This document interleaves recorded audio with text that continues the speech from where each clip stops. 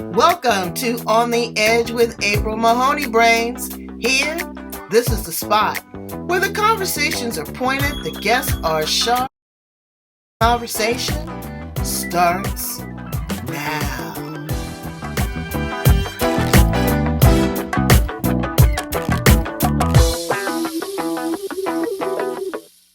Welcome to On the Edge with April Mahoney Brains. You're at your favorite spot, your favorite podcast on the planet, the place where the conversation is pointed, the guests are sharp, and the responses are never dull. We have the beautiful Svetla Petkova. Did I say that correctly? Svetla Petkova. Good. Hi, April. Good. I'm trying to get my Russian better. It's not easy. Are you Russian or Ukrainian? What part of Not at all. Eastern Europe? None of them? Absolutely neither. No, I'm Bulgarian. Okay, so give us an education as far as geographics. Where is Bulgaria in the world? So Bulgaria is just north of Greece and Turkey, and east of Macedonia and Serbia, Yugoslavia, and south of Romania and the Danube. Now, was that once upon a time a part of the European Union? Never? It is part of the European Union, yes. It was never part of the Soviet Union. Oh, okay. All right. And where are you living at now, Svetka? I'm in between the United States and Australia, so more in the United States than in Australia, but we're currently holidaying throughout Australia. I love Australia. What part of Australia are you in? We are in Victoria, which is just around Melbourne. Yeah, BC. And we're heading to Sydney tomorrow. Oh, wow. Yeah. I'm sure you've been there before. You've been there before? Of course. Of course. I know that Sydney, it reminds me a lot of San Diego where I live. You know, I love that. I love the Opera House, and they make the best mojitos. So if you do have a cocktail, that's a great place. So we want to go into a little bit about your story and how you show up in the world and what you are doing for other women. From what I see on your profile, you are about abundance. So I want you to tell us a little bit about you, how you show up in the world. According to your profile, it says more time, energy, and abundance. You help busy women in their 40s who are ready to change to find more time, gain more energy, improve their health through mindset and practical transformation. That's a lot of heavy lifting. And Brains, what I need for you to do is to pay attention because you're responsible for this. This is not her responsibility. She's going to give you the tools. She's going to be your facilitator and your guide, but you have to show up and do the work. Am I correct? Yeah, absolutely. Spot on, April. Absolutely. So tell me a little bit about you and you know, your history and how you came to this point. Well, the short history that's related to what I do now is I've spent about 3 decades working really hard, just like most women do. You know, you work not 40 hours a week. We work 80 hours a week, 100 hours a week. It feels like we work whilst we sleep. I don't know if anyone else has that experience, but, you know, waking up in the middle of the night thinking of something that we need to do tomorrow or next week or a bill that we forgot to pay or something else. We're busy all the time. Our minds are busy and we seem to be at work regardless of what we do. And if we also have a job and a career, then we double the busyness. It seems like we are just busy from the day we start going to school through the day we die. We look after others. We are the ones that are expected to hold the family together. We are the glue in society. Without us, the sporting clubs are struggling. Like, we are everywhere. We volunteer. We are the mama's taxi service. So we're the sex kitten. We're not even talking about the debate on the relationship. With us as women, we work ourselves to a state. Yep. No. I was saying, and we're not even talking about the relationship with our partners. We haven't even talked about the demands on that, you know. No. Absolutely. Absolutely, April. We haven't.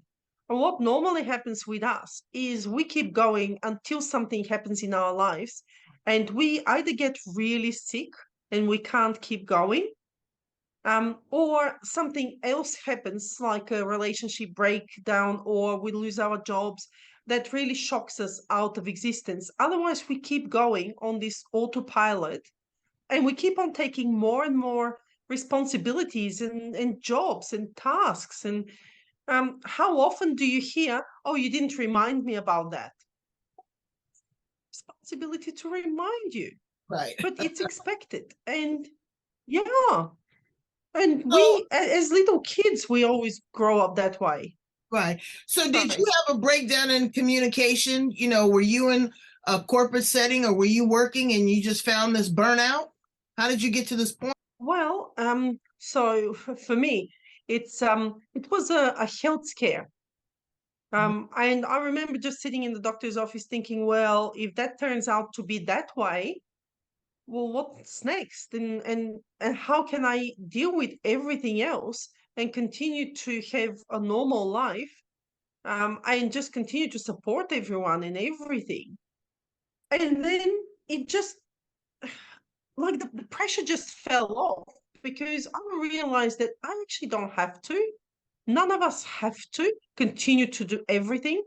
We actually have to start looking after ourselves, and we need to learn the tools that allows us to look after ourselves. Because April, for so many decades, self-care has been linked to vanity, to like narcissism, to oh yeah, you put yourself first because you're more important. Well, I am the one that needs to do the rest of the things. So if I'm not whole and complete, I can't do it. Right. So you came to a pivotal So point in your yeah, life. it for me it was watching so many women go through burnout and then not being able to come back. You know how long it takes after a proper burnout for someone to go back into work, into career, into even a family. It could take years. So you came to a pivotal point. Yeah. You came to a pivotal point and you Yes. said, you know, I can't do this anymore. Now my physical health is being impacted, which is Mm, impacting every aspect of my life. You pumped the brakes. yeah. And what did you do at that point? You started coaching? What you started doing some more self-care? What was your steps? Yeah. So for many, many years, I've done a lot of self-development. I think most of us as people, we take it upon ourselves to better ourselves all the time. So I took it a few steps further to see, well, how can I help others not to fall in the same traps? How to help women who wear busyness as a badge of honor, to realize that you can still do a lot of things, but you don't have to be busy. You can actually be centered. And there's a difference between being busy and being impactful. Absolutely. They're two Oh, totally different absolutely. things. Oh, I'm so busy. Busy doing what? you know. Mm. So are they impactful? Are they insightful? Are you making a difference? And a strong leader also knows how to delegate. Absolutely. And April, there's another distinction here. It's busy doing or busy being. So Mm-hmm. busy doing are all the things we do, but then we take it on as our personality. And then when people ask you, how are you going? I'm busy. Or can you tell us a little bit more about yourself? Oh, I'm really busy all the time. I've got so much on. We take it as if that's us. And busyness as doing is one thing because technically you can stop yourself from doing. But when you absorb it as your personality and you think it's you, then you can't get out of that trap. And, I have a gorgeous client who wanted self-care and wanted to look after herself, and really her health was really struggling. But she kept on referring to herself as just busy is who I am. And breaking that cycle of that's who I am is what really gets the best results in coaching. So, how do you coach these individuals? Because, in conjunction with being busy, some of them also deal with the overachiever syndrome Of or course. the imposter syndrome. They are putting on this brave front again that they can be all, do all to everybody until they crash and burn. What are some of your key steps in helping them break through that as a coach? Well, the first thing is really realizing what busyness gives us. Like, why do we need to be busy? And for many women, it is the need to feel important, the need to Mm. feel like you're contributing. Mm-hmm. And, Mm-hmm. if not me, who? Mm-hmm. Mm-hmm. Um, and for some women, it is because we don't value ourselves enough. And if we put everyone else's needs ahead of ours, we can still feel like we're second grade citizens, but we'll Mm. feel good about it because we've contributed to others. So sometimes we hide the fact that we don't think we are good enough. Mm. Um, Sometimes, yes, you mentioned overachievers. Some people just want to prove that they can do it all and have it all. But again, you can't be it all Right. because, yeah, we just overload ourselves. And really, the payback, once you understand what your payback is, you can start to wind it back. And again, as I said, for some of us, our payback is the fact that we feel like we're contributing. So if we're not that busy, we feel like we're not contributing enough. For Mm-hmm. some of us, it is our expression of care. It's how we show we care about everyone around us because we remember everyone's birthdays, anniversaries, dental appointments, football games, baseball games, you name it, we remember it all because that's how we feel useful. So once we understand what is it that people really get out of it as a benefit or a secondary gain, we can actually break the pattern. Now, let me ask another question here. Just this is culturally, because I've never Hmm. been to Bulgaria.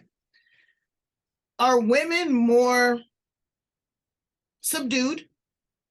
I don't want to say suppressed because, but are they more subdued? Are they more culturally sensitive towards family or towards career? United States, you've got a lot of women that are career oriented.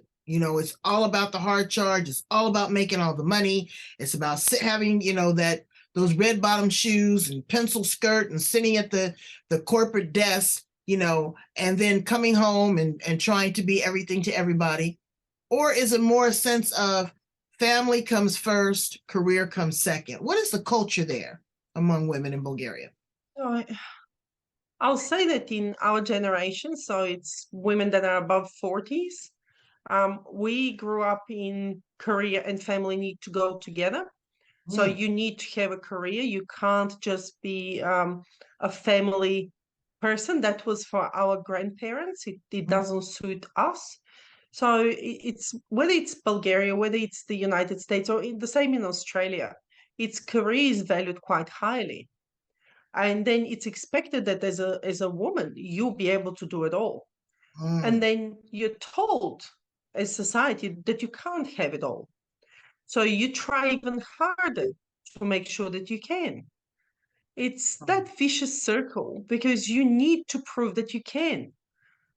Career, although it's important to females in all those countries, it's seen as a bonus, as something that's a privilege to have.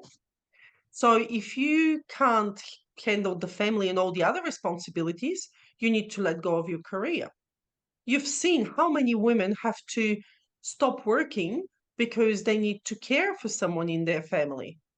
or because the kids are not behaving quite well at school and they need a little bit of extra attention. That's the normal expectation. And yes, we grow up in those societies, and those morals and those norms dictate how we behave and what we think is the right thing to do. So as you went on this self-development journey, you've worked with some of the heavy hitters. What are some of the key things that you have learned as far as transferable skills that you teach your clients in your program?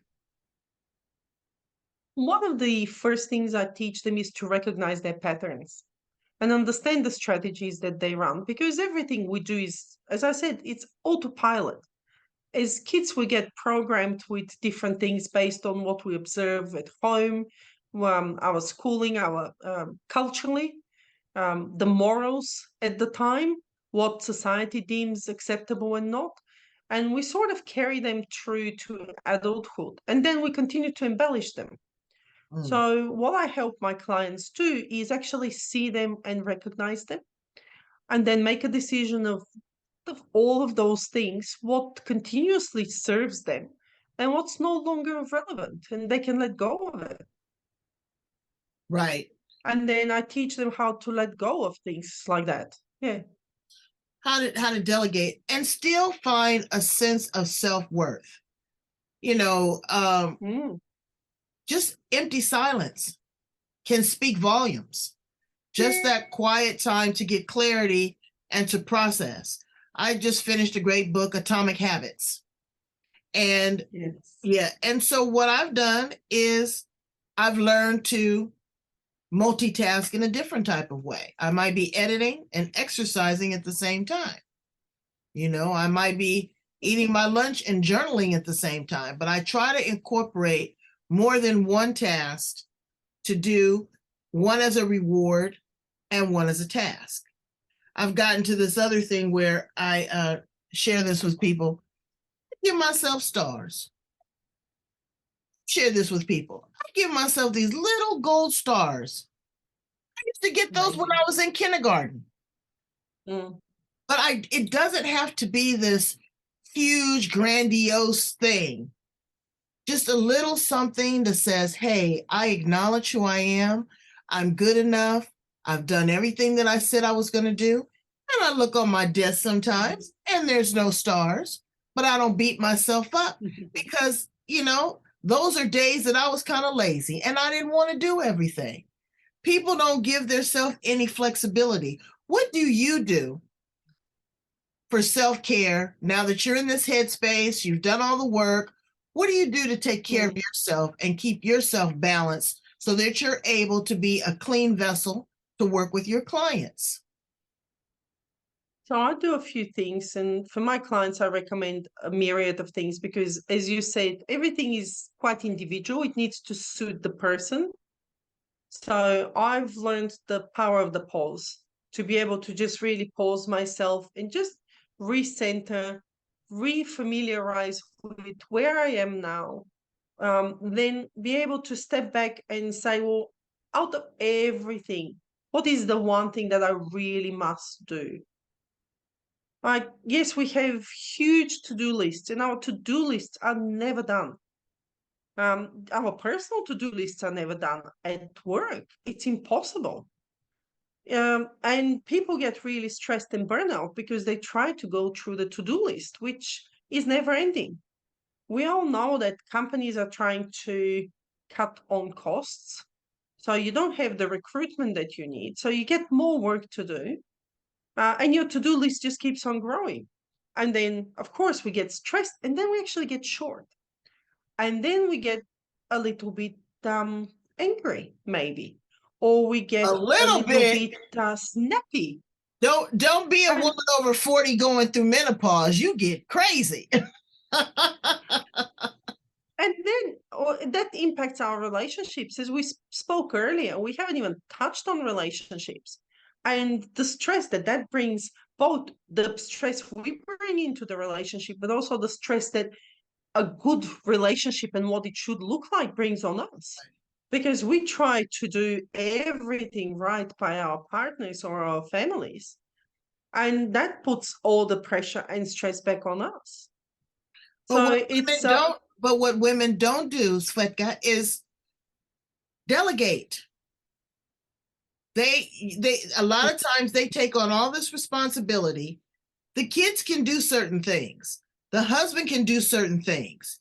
You train your colleagues and you cross train your colleagues and your team members to do different functions. Sometimes people get very possessive about, oh, I'm the only person that can do this and it's got to be my way.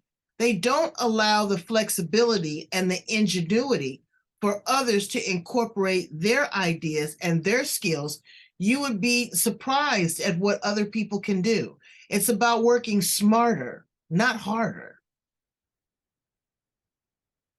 And that's absolutely right. Maybe half of the time, that's exactly what's happening. The rest of the time, when we delegate, so because we've been trained for so many years to do things and to do them in the most quick and efficient way. You know, as a woman, you clean the house how much faster than if you delegate it to someone else because you've done it for so long. And then you watch them do it twice as slow or miss the corners or do something else. And you're like, oh my God, I might as well just do it.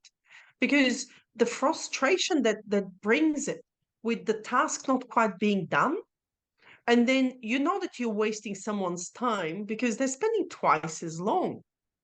And it just, we take it back on us. So sometimes it is because we want to be in control. And sometimes it is because we mistakenly think we're compassionate because we can do it faster. Right. And then the other person doesn't have to waste that much time. But it's about But they'll patience. never learn. But it is about patience. It Patience is. is, and how you process information and how you let it impact you. When I turned 60, I woke up that morning and I had the greatest epiphany. I said, April, it's all about how you process it. You don't have to be overly anxious. You don't have to respond to every question. You don't have to be combative. You just sometimes just let it flow, let it work itself out. So you do have a daughter and a son that are not cleaning the way that you like them. This is a time to educate them. This is a time to see what they do right and reward and recognize for that, because there's a lot of value in that. There's a lot of growing opportunities, even with ourselves. When we make mistakes and we have stumbling blocks, those are huge opportunities to make adjustments and corrections, because now we have a template as to what we don't want to do. So we've done some heavy conversation here. Let's ask some fun questions about you. How about that? Yes. If you were an appliance in the kitchen, which appliance would you be and why? Ooh, I would love to be the Thermomix. Really? Because the Thermomixer does everything, but it does it quick, it does it smart, it looks sleek, Mm. and it's easy to clean. Like really. Clean. Yeah, I know. Okay, so you guys call it a Thermomix. We call it a Vitamix. Ooh. And so same thing. Can you make like soups in it, and you can make ice cream and everything in this one container? You can make casseroles and jams and oh my God, everything. Wow, that is great. What is some of your guilty pleasures when you just want to be whimsical and nobody else is watching? What are some of the fun things that you like to do? Oh, guilty pleasures. Look, chocolate is always one of mine. Mm. I love my chocolate. I actually don't feel guilt about it. Nope. Because I'm very aware, conscientious of what I'm doing to myself and just enjoying it. I do love books. If I could crawl somewhere, lay on a hammock or do something like this and hide with a book, I can be hidden away for hours and hours until someone finds me and reminds me I have to do stuff. Wow. What would you tell a 25-year-old Svetka?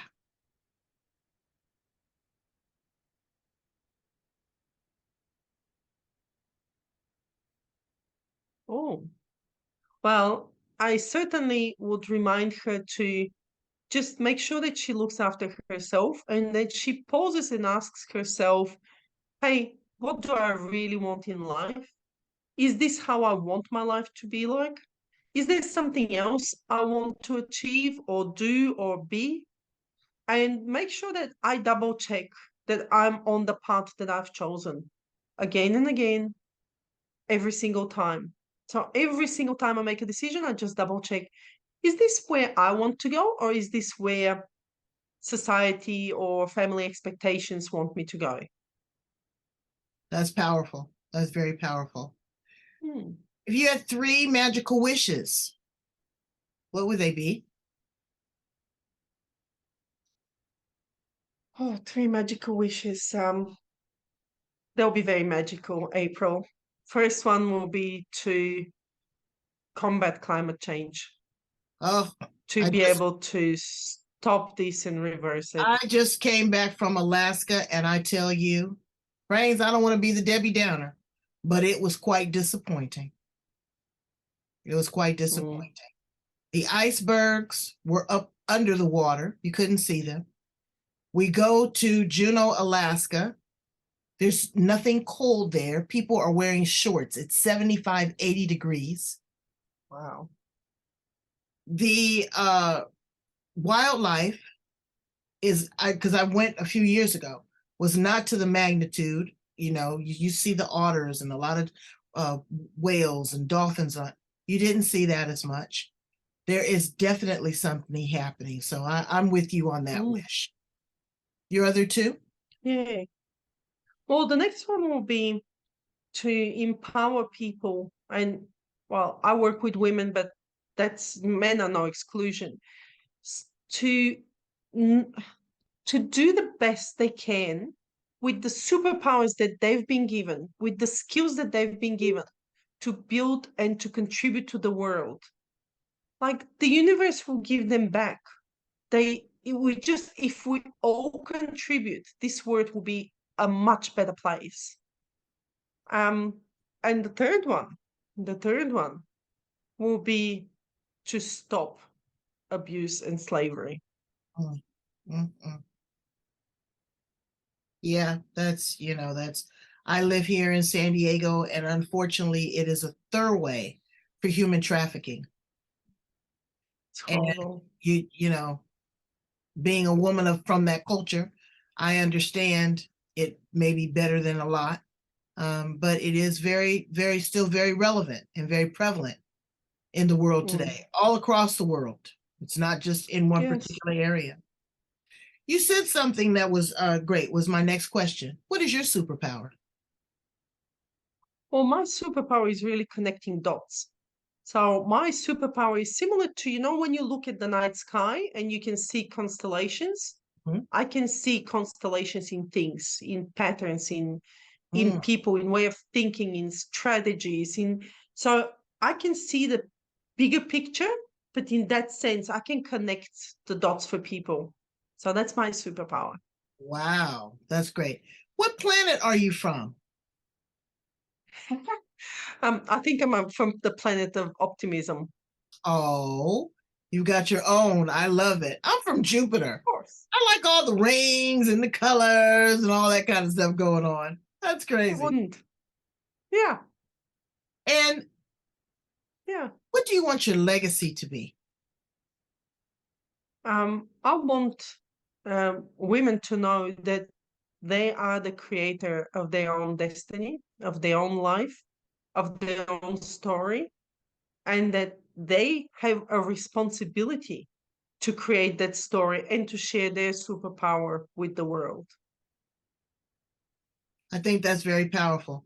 So please tell my brains how to get in contact with you, how to work with you.